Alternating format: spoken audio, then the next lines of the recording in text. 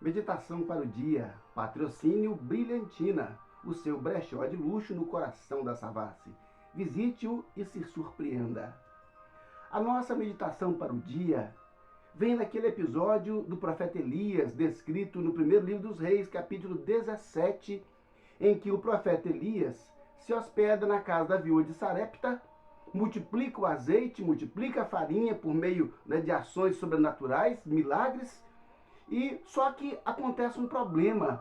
O texto bíblico nos fala que o filho daquela viúva, ele adoeceu, ele piorou e ele morreu.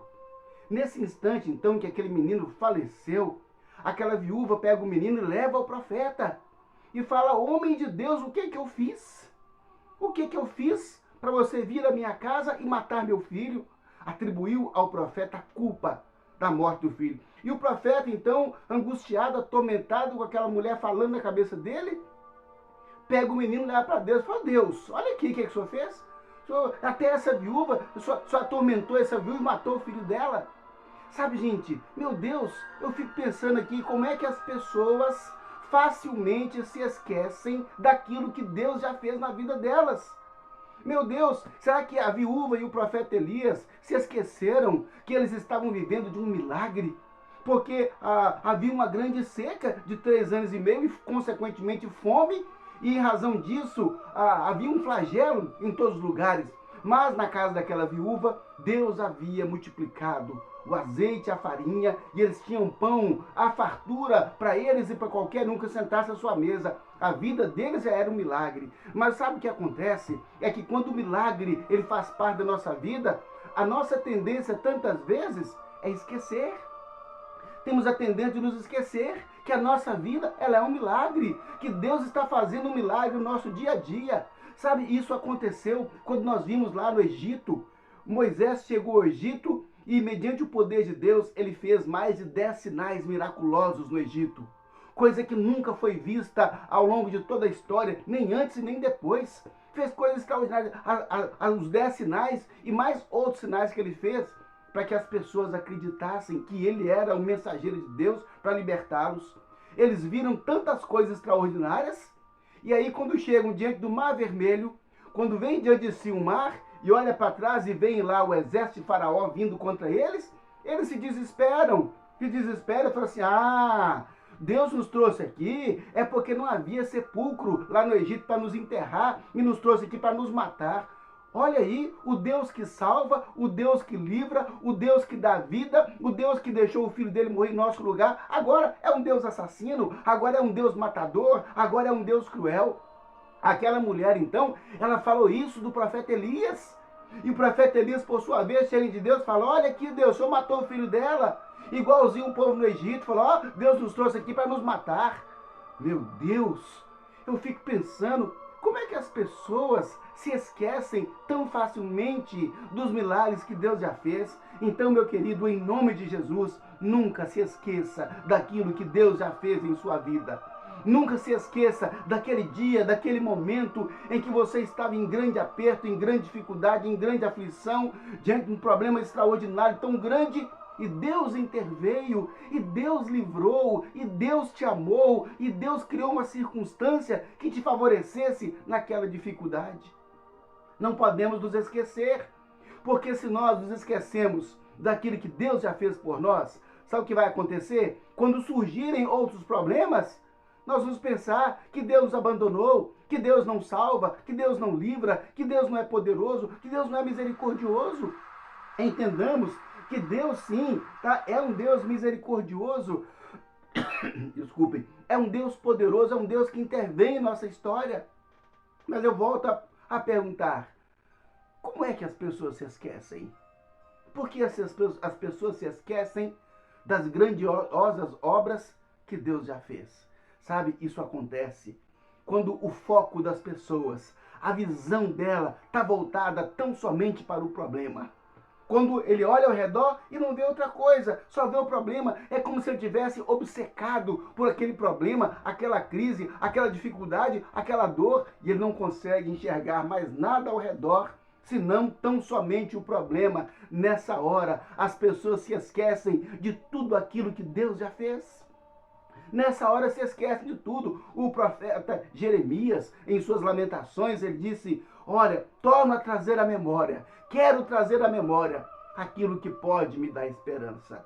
É interessante que o profeta Jeremias disse isso depois de falar nos versículos anteriores, né, de Lamentações 3, isso é no versículo 20. Nos anteriores ele falava lá que a vida dele acabou, que não tem bem algum, que não sobrou mais nada, que não tem mais saída. Mas de repente ele para e fala assim: opa, espera aí, eu quero trazer à minha memória só aquilo que pode me dar esperança. Deixa eu te falar, ficar olhando para o problema, curtindo o problema, cultivando o problema, sabe, sofrendo o problema, isso não traz esperança.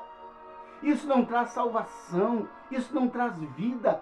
Quero trazer à memória aquilo que pode me dar esperança. Então, enquanto nós estivermos focados no problema, nós não conseguimos ver o milagre que Deus pode fazer.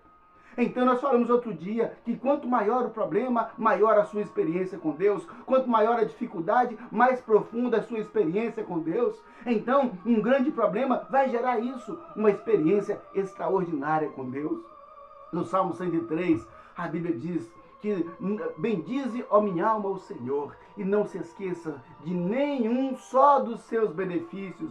Bendize, ó minha alma, o Senhor. Quer dizer, o salmista, ele chama, ele reitera bendizer ao Senhor. Não se esqueça de nenhum só dos seus benefícios, porque é Ele quem sara as suas enfermidades, é Ele quem perdoa as suas iniquidades, é Ele quem tira a nossa alma da cova e nos coroa de graça e de misericórdia. Quer dizer, você percebe isso? Então, nós temos que trazer a memória, nós não podemos nos esquecer um momento sequer do que Deus já fez em nossa vida, porque quando nós continuamos nos lembrando daquilo que Deus já fez por nós, olha que coisa maravilhosa. Primeiramente, haverá em nós sempre um sentimento de gratidão a Deus. Estaremos sempre louvando a Deus, exaltando ao Senhor. Obrigado, meu Deus, pelo que o Senhor já fez. Obrigado por isso, por aquilo outro. Olha só que o texto bíblico, ele está repleto de citações do que Deus já fez no passado. O Deus de Abraão, o Deus de Jacó, o Deus que libertou do Egito, que fez 10 pragas, que abriu o mar vermelho, que deu água no deserto, que deu pão no deserto, que deu uma terra que manda leite e mel. Quer dizer, a Bíblia está sempre contando os milagres de Deus. Conte os milagres de Deus.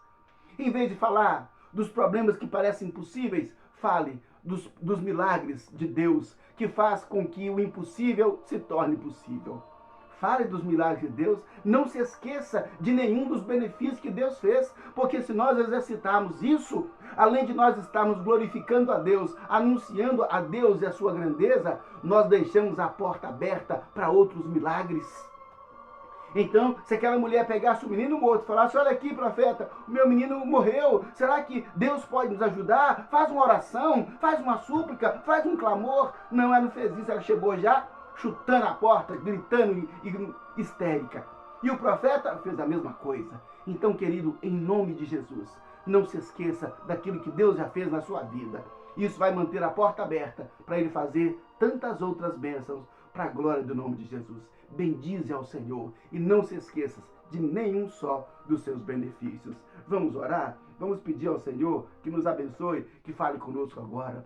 Pai, em nome de Jesus, nós glorificamos o Teu nome, ó Senhor, pelo privilégio que nós temos de podermos meditar na Sua palavra e conhecer, meu Deus, as grandezas que o Senhor tem feito e conhecer, ó Deus, as maravilhas que o Senhor já revelou em nossa vida, em nossa história. Pai, perdoa-nos, ó Senhor, porque tantas vezes nos acostumamos, ó Deus, com os milagres, com o milagre da salvação, com o milagre do perdão, com o milagre da vida eterna, com o milagre, Pai, do Espírito Santo habitando em nós, com o milagre, Pai, da Sua palavra que é viva e nós a temos conosco, pelo milagre, Pai, dos Teus anjos que intervêm na nossa história, pelo milagre, Pai, do pão de cada dia, Senhor, pelo milagre, ó Deus, do sol, do ar, da água, ó Deus amado, nós não podemos, Pai, nos esquecer, perdoa-nos, porque nos esquecemos tantas vezes.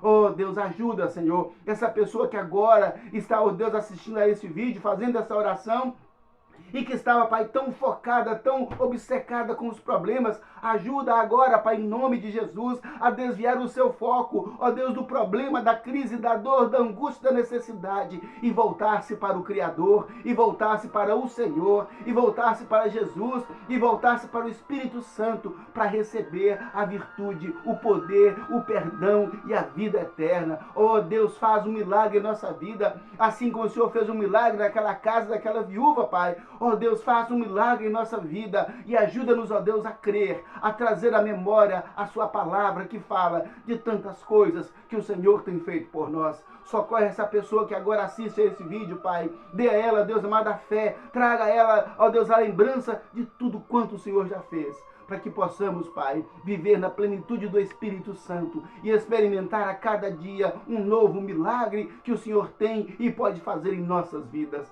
Oh Deus, por isso nós te rendemos graças. Bendizemos ao Senhor, em nome de Jesus.